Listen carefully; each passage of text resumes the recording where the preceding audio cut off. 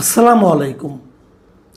প্রিয় দর্শক, ত্রয়োদশ জাতীয় সংসদের প্রথম অধিবেশন বসেছিল গতকাল এবং সেই প্রথম অধিবেশনেই নানা নাটকীয় ঘটনা ঘটেছে। জামাতে ইসলাম এবং এনসিপির যে প্রধান বিরোধী দল, যারা একটাই দল, একটা জোট, তারা যখন রাষ্ট্রপতির ভাষণ বয়কট করেছে, রাষ্ট্রপতির ভাষণ শুনবে না বলেছে এবং না বলে তারা ওখানে চিৎকার চেঁচামেচি করেছে, প্রতিবাদ করেছে, বিক্ষোভ করেছে, স্লোগান দিয়েছে, প্ল্যাকার্ড প্রদর্শন করেছে। এসব করে তারা শেষ পর্যন্ত ওয়াকআউট করেছে এবং ওয়াকআউট করে বাইরে এসে সাংবাদিকদের বলেছে যে রাষ্ট্রপতির প্রধান 3টা অপরাধ কী কী, এবং সেই অপরাধগুলো তারা সবিস্তারে বর্ণনা করেছে, যে কারণে তারা রাষ্ট্রপতির ভাষণ শুনবে না। একটা বিষয়, তাহলে রাষ্ট্রপতি এমন একটা বেকায়দে আছেন যে ওনার ভাষণ বিরোধী দল শুনতে চায় না, ওনার সামনে তারা মুখোমুখি হতে চায় না। উনি আসার সঙ্গে সঙ্গে তারা চিৎকার চেঁচামেচি শুরু করে দিয়েছিল এবং তারা চিৎকার চেঁচামেচিতে এতটাই মগ্ন ছিল, এতটাই ব্যতিব্যস্ত ছিল যে রাষ্ট্রপতি আসার সঙ্গে সঙ্গে যে জাতীয় সঙ্গীত বেজেছিল, সেই জাতীয় সঙ্গীতকে সম্মান দেখিয়ে যে দাঁড়ানোর ব্যাপার যেটা আছে, রীতিটা আছে, এটাও তারা পালন করতে ভুলে গিয়েছিল। যা হোক, এরকম অনেক কিছু ঘটনা ঘটেছে। এদিকে আমার রাষ্ট্রপতির জন্য একটা মায়াই হচ্ছে। এই ভদ্রলোকের জন্য আসলে করুণা দেখানো ছাড়া আর তো কিছু করার নেই। মায়া হচ্ছে এই কারণে যে উনি যাদের দ্বারা রাষ্ট্রপতি নির্বাচিত হয়েছিলেন, মানে আওয়ামী লীগের দ্বারা, সেই আওয়ামী লীগও কিন্তু ওনার এই ভাষণটাকে ভালোভাবে নেয়নি এবং তীব্র সমালোচনা করেছে। যথারীতি অনেকে টিরজাফর বলেছেন। তো এখন এই রাষ্ট্রপতি ভদ্রলোক করবেনটা কি? কেন রাষ্ট্রপতিকে আওয়ামী লীগ মির্জাফর বলল, সেটাও একটু বলা যেতে পারে। যেমন বিগত সরকারকে, হাসিনা সরকারকে উনি স্বৈরাচারী সরকার হিসেবে, ফ্যাসিবাদী একটা সরকার হিসেবে অভিহিত করেছেন। কেবল তাই নয়, উনি মুক্তিযুদ্ধের ইতিহাস বর্ণনা করতে গিয়েও যে কাজটা করেছেন, সেখানে উনি, যেমন আমি আপনাদেরকে পড়ে শোনাই একটা লাইন। উনি বলেছেন, স্বাধীনতার ঘোষক শহীদ রাষ্ট্রপতি জিয়াউর রহমান বীরুত্তম, স্বাধীনতা এবং মুক্তিযুদ্ধের ইতিহাসের সকল অবিসংবাদিত নেতার অবদানকেও আমি শ্রদ্ধার সঙ্গে স্মরণ করছি। উনি যদি কেবল বলতেন যে স্বাধীনতা যুদ্ধের যত মুক্তিযোদ্ধা আছে, যারা নেতা ছিল, সবাইকে আমি স্মরণ করছি, ঠিক ছিল, আমার কোনো আপত্তি ছিল না। কিন্তু উনি জিয়াউর রহমানের নামটা আলাদা করে বলেছেন আরও যারা আছেন সবাইকে উনি স্মরণ করছেন। দেখেন, আমি অসুবিধা নাই, কিন্তু উল্লেখ করার মতন এটা কি একমাত্র জিয়াউর রহমান? আমার স্বাধীনতা যুদ্ধের যত নেতা ছিলেন, যত বীর ছিলেন, তাদের মধ্যে যদি আমি একজনের নাম উচ্চারণ করি, এটা কি জিয়াউর রহমান হবে নাকি বঙ্গবন্ধু শেখ মুজিব হবে? এবং উনি এক জায়গায় বলেছেন যে আওয়ামী লীগ আমলে বাংলাদেশ দুর্নীতিতে চ্যাম্পিয়ন হয়েছিল কীভাবে, সেগুলি বলেছেন এবং আরও অনেক কথাই বলেছেন, যেগুলির জন্য আমি আর নতুন ডিটেলে যাচ্ছি না। এটা নিয়ে আওয়ামী লীগ দুঃখিত হতে পারে, বিরক্ত হতে পারে, আওয়ামী লীগ তাকে গাদ্দার ডাকতে পারে, মির্জাফর ডাকতে পারে, এটা খুবই স্বাভাবিক। আওয়ামী লীগের যারা নেতাকর্মী, তাদের হৃদয়ে লেগেছে এবং তারা বলেছে যে এই ভদ্রলোককে আমরা প্রেসিডেন্ট বানালাম এবং তারপর সেইগুলি করলো। এই যে কথাগুলি হচ্ছে, এখন আমি এটা নিয়ে একটু কথা বলতে চাই কারণ এখন আসলে আমরা একটা অদ্ভুত সিস্টেমের মধ্যে কাজ করি। এই সিস্টেমটা আমাদের অনেক কিছু করতে দেয় না, অনেক কিছু করতে দেয়। বিষয়টা কি, প্রেসিডেন্ট কি এগুলো না বলে পারতেন? আসলে বিষয়টা হলো, ধরুন এই যে আমি আপনাদেরকে দেখাই, এই যে প্রেসিডেন্টের এই ভাষণটা, লিখিত ভাষণটা, এই একটা বইয়ের মতো আছে, 16 পৃষ্ঠা এখানে লেখা আছে, ছোটো ছোটো করে লেখা, 16 পৃষ্ঠা, অনেক কিন্তু লেখা, কিন্তু অনেক দেখেন যে খুব ক্ষুদ্র ক্ষুদ্র করে লেখা, এরকম 16টা পৃষ্ঠা লেখা, অনেক লেখা। এই যে পুরো লেখাটা আছে না, এখানকার একটা বাক্য প্রেসিডেন্ট নিজে হাতে লিখেননি, নট এ সিঙ্গেল সেন্টেন্স। এই পুরো জিনিসটা বর্তমানে যিনি সরকার আছে, যারা সরকার আছে, সেই সরকারের পক্ষ থেকে লিখে প্রেসিডেন্টের হাতে তুলে দেওয়া হয়েছে পড়ার জন্য। প্রেসিডেন্ট কেবল এটা পাঠক মাত্র, আর কিছু না। প্রেসিডেন্টের পক্ষে এর বাইরে যাওয়ার কোনো সুযোগ নেই, ওনাকে এভাবেই পড়তে হবে, এটাই নিয়ম। এর আগে যত প্রেসিডেন্ট ছিলেন সরকার পরিবর্তনের পর নতুন সরকারের কাছে এসে তারা তো আর নতুন সরকারের কর্তৃক নির্বাচিত প্রেসিডেন্ট ছিলেন না। আবার ওখানে একটু তত্ত্বগত ভুল আছে। তত্ত্বগত ভুলটা কি? তত্ত্বগত ভুলটা হলো প্রেসিডেন্টকে কিন্তু সরকার নিয়োগ দেয় না, প্রেসিডেন্টকে সরকার নির্বাচনও করে না। প্রেসিডেন্ট বাংলাদেশে নির্বাচিত হয়, এই যাবৎকালে হয়েছে সংসদ সদস্যদের ভোটের দ্বারা। এখন সেই সংসদ সদস্যরা যেহেতু সরকারি দলের প্রাধান্য থাকে, কাজে তারাই মূলত যাকে মনোনয়ন দেয় সেই প্রেসিডেন্ট হয়। এটা ভারতেও একই অবস্থা।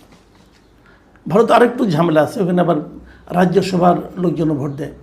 তো ওভাবে কিন্তু প্রেসিডেন্টটা হয়। কাজেই প্রেসিডেন্ট সরকারের না। আবার আরেকটা কথা, প্রেসিডেন্ট কিন্তু কোনো দলেরও লোক না। প্রেসিডেন্ট হওয়ার আগেই তাকে তার দল থেকে, যে কোনো রাজনৈতিক দল, সে যদি কোনো রাজনৈতিক দল করে, সেই দল থেকে তাকে পদত্যাগ করতে হয়। এটাই নিয়ম ভাই। এখন প্রেসিডেন্ট একটা নির্দলীয় লোক, সেই হিসাবে তো নির্দলীয় লোকের কাছ থেকে আওয়ামী লীগই বা কেন দলীয় নেতার মতো, দলীয় কর্মীর মতো আচরণ আশা করতে চায়? এটাও তো ঠিক না। কিন্তু সমস্যাটা হলো কি জানেন? সমস্যাটা হলো আমাদের দেশের প্রচলিত রীতিটা হলো তারা প্রেসিডেন্টকে দলীয় ভৃত্য হিসাবে ব্যবহার করতে চায়। আপনি যদি সংবিধান দেখেন, সংবিধানের প্রেসিডেন্টকে কীভাবে বলা হচ্ছে? প্রেসিডেন্টকে বলা হচ্ছে যে রাষ্ট্রপতি রাষ্ট্রের অন্য সকল ব্যক্তির ঊর্ধ্বে স্থান লাভ করিবেন এবং এই সংবিধান ও অন্য কোনো আইনের দ্বারা তাহাকে প্রদত্ত ও তাহার উপর অর্পিত সকল ক্ষমতা প্রয়োগ ও কর্তব্য পালন করিবেন। মানে রাষ্ট্রের যিনি সর্বোচ্চ ব্যক্তি হবেন প্রেসিডেন্ট। কিন্তু ট্র্যাজেডি হচ্ছে রাষ্ট্রের সর্বোচ্চ ব্যক্তি নিজের ইচ্ছা মতো কিছু বলতে পারবেন না। সরকার যে বলবেন সেটা তাকে পড়তে হবে কেবল। তো এটা কেমন রসিকতা? এই জায়গাটাতে কিন্তু আমার একটা বড় প্রশ্ন আছে। উনি যদি রাষ্ট্রের সর্বোচ্চ ব্যক্তি হন, উনি কেন ওনার বক্তৃতাটা করার ক্ষেত্রে স্বাধীন হতে পারবেন না? আইন নাই। কোন আইনে নাই? আইনে কি বলে সেটা আপনাদেরকে আমি বলি। 48(3) ধারায়, 48(3) অনুচ্ছেদে সংবিধানে কি বলা হয়েছে আপনারা একটু মন দিয়ে শোনেন। এই সংবিধানের 56 অনুচ্ছেদে 3 দফা অনুসারে কেবল প্রধানমন্ত্রী ও 95 অনুচ্ছেদের 1 দফা অনুসারে প্রধান বিচারপতি নিয়োগের ক্ষেত্র ব্যতীত রাষ্ট্রপতি তাহার অন্য সকল দায়িত্ব পালনে প্রধানমন্ত্রীর পরামর্শ অনুযায়ী কার্য করিবেন।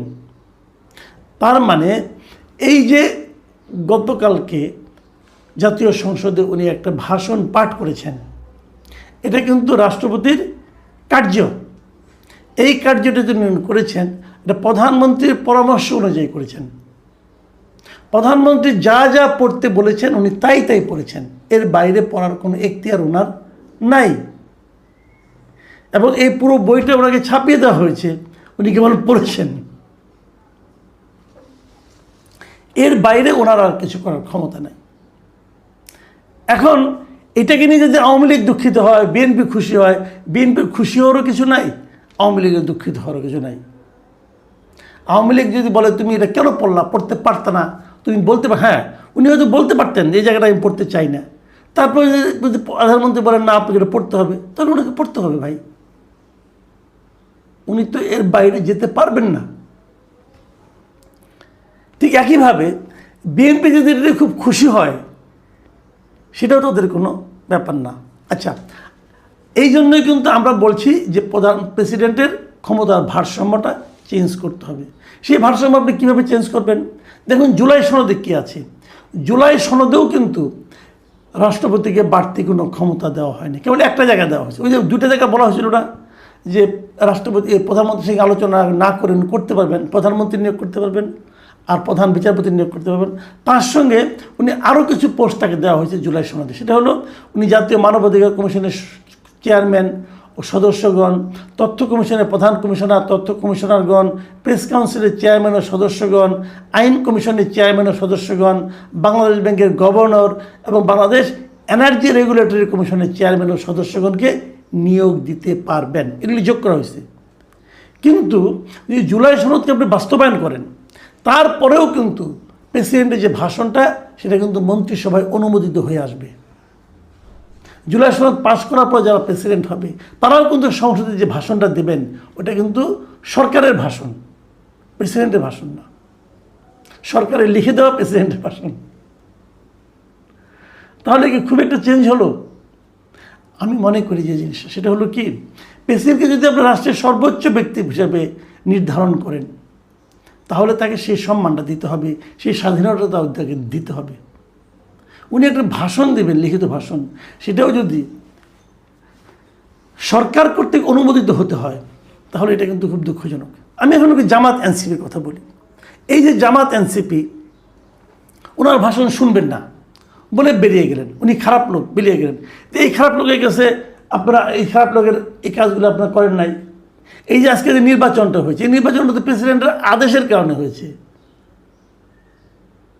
প্রেসিডেন্টের যে আদেশ, সে আদেশ বাস্তবায়ন করতে যে এই নির্বাচন আদেশের মাধ্যমে নির্বাচন হয়েছে, তো ওইটা আপনার কাছে অন্যায় লাগলো না, আর ওরা ভাষণ শুনতে আপনার খারাপ লাগতেছে, এটা কেমন? এটা কেমন দ্বিচারিতা বলেন?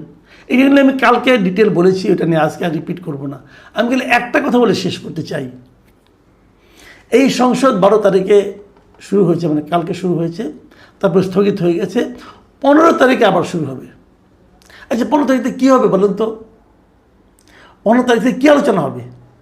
আলোচনা হবে প্রেসিডেন্টের ভাষণের উপর আলোচনা। এই প্রেসিডেন্ট যে ভাষণটা দিয়েছেন, এই ভাষণটাকে কেন্দ্র করে এই ভাষণের বিভিন্ন পয়েন্ট নিয়ে আপনারা এই সংসদ সদস্যরা আলোচনা করবেন। তখন জামাত এনসিপির মেম্বার কী করবেন? ওনারা তো প্রেসিডেন্টের ভাষণ শুনবেন না, এটা শুনলে পরে জাত চলে যাবে। তো এটা নিয়ে আলোচনা করার সময় জাত যাবে না, কি করবেন ভাই? এগুলি হলো বাংলা ভাষায় একটা শব্দ আছে, এটা অবিমৃষ্যকারিতা, মানে পরিণতি কী হবে না জেনে কাজ করা, হুজুগের বসে কাজ করা। জামাত এবং এনসিপি যা করেছে কালকে, এটা লজিক্যালি আপনি টিকাতে পারবেন না। এই লোকগুলির কাছে প্রেসিডেন্টের অন্য সব কাজ মিষ্টি মিষ্টি লাগছে। আজকে প্রেসিডেন্ট দোষর হয়ে গেছে, বলছে কি যে প্রেসিডেন্ট কেন যখন নাকি শেখ হাসিনার সরকার এই নিরীহ লোকদেরকে মারলো অথবা নির্বিচারে গুলিগুলো, তখন প্রতিবাদ করলো না। সে তো প্রতিবাদ করতে পারে না রে ভাই, সংবিধান তাকে প্রতিবাদ করার অধিকার দেয় নাই। সেই অধিকারটাকে আপনারা দিচ্ছেন।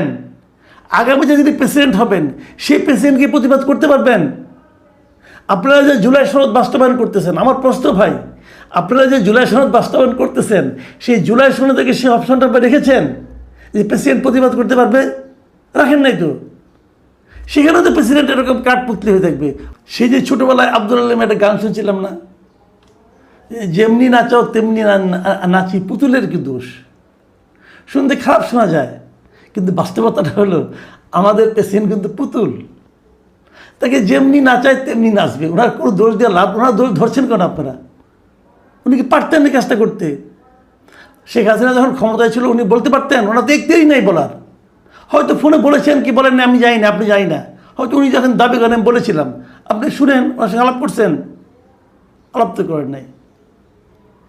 কাজে আগামীতে যে প্রেসিডেন্ট আসবে সেও তো বলতে পারবে না, কারণ তাকেও কিন্তু জুলাই সনদে সেই অধিকার দেওয়া হচ্ছে না। তো কী সনদ, কী সংস্কার আপনারা করলেন আমি জানি না, কিন্তু প্রেসিডেন্টকে যদি রাষ্ট্রের সর্বোচ্চ ব্যক্তি মনে করেন, তাকে সেই সম্মানটাই মনে করে দেওয়া উচিত। প্রিয় দর্শক, আমরা অপেক্ষা করবো 15 তারিখের পরে যখন সংসদ বসবে, তখন এই জামাত এনসিপির লোকেরা, এই সংসদ সদস্যরা প্রেসিডেন্টের ভাষণের উপর আলোচনা করেন কিনা, করলে কিভাবে করেন,